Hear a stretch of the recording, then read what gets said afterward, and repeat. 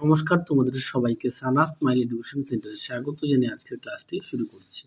আজকে তোমাদের সঙ্গে আলোচনা করব তোমরা যারা চতুর্থ শ্রেণীর প্রথম পর্যায়ক্রমিক মূল্যায়ন পরীক্ষা দেবে তোমাদের জন্য বাংলা বিষয়ে প্রশ্নবিচিত্রা থেকে আজকে সমাধান করব 9 নম্বরের স্কুল।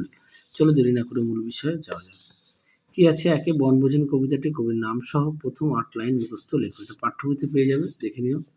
পরবর্তী প্রশ্ন দেখো, কয় আছে তোমাকে দেখেছি এবার, উত্তরটা লিখবে লোহার বালা গড়িয়ে দিতে হবে। পরেরটা দেখো, ক্ষয়ে আম বাগিচার তলায় যেন তারা হেসেছে। গয়ে দেখো উত্তরটা হবে কবিতা। অপশান তো কিছু নেই, তাহলে কি দাদার দেখা দেখি আমারও শখ হলো কবিতা লেখার। ঘয়ে দেখো আমি যখন হাতে মেখে কালি, উত্তরটা লিখবে 4:30 বাজে।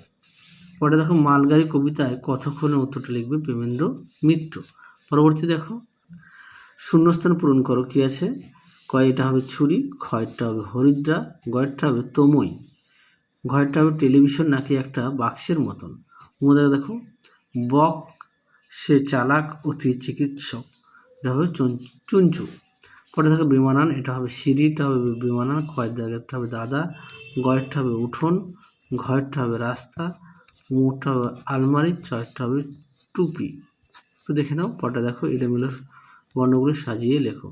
কয়েরটা হবে পুতুল, ক্ষয়েরটা হবে নাম করা, গয়েরটা হবে গুরু গম্ভীর, ঘয়েরটা হবে টেলিভিশন, মুখটা হবে উৎসাহ, চয়েরটা হবে পালোয়ান।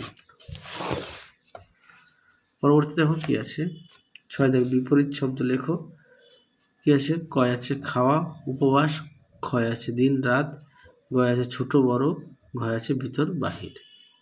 পরে দেখো বাম পাশের সঙ্গে ডান পাশ মেলাও। দেখো প্রশ্ন উত্তর, কয়েরটা হবে আ অর্থাৎ খেলা, ক্ষয়েরটা হবে বই। 9টা হবে দেখো নিচের প্রশ্নগুলো উত্তর দাও। দোতলা পুতুল ঘরকে সুন্দর করে সাজিয়ে দিয়েছিল লেখিকার মা। ক্ষয় দেখো বনভোজনে কি কি রান্না হয়েছিল, উত্তর লিখবে কোরমা, পোলাও ও পিঠে। গয় দেখো কে কবিকে মধুর কথা বলতে শেখালো, উত্তরটা লিখবে চাঁদ। তাহলে চলো তোমরা সবাই সুস্থ থাকো, ভালো থাকো, আজকের মতো টাটা।